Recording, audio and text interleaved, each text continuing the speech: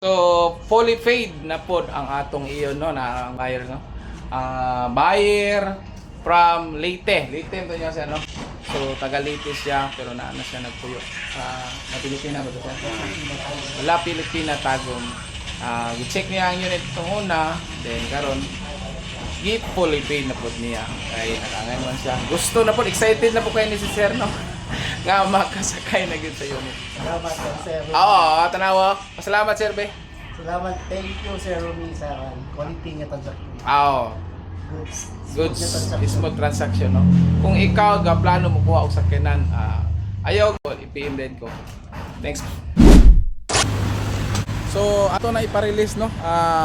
Unang halin diri sa atong RC Cars Tagum.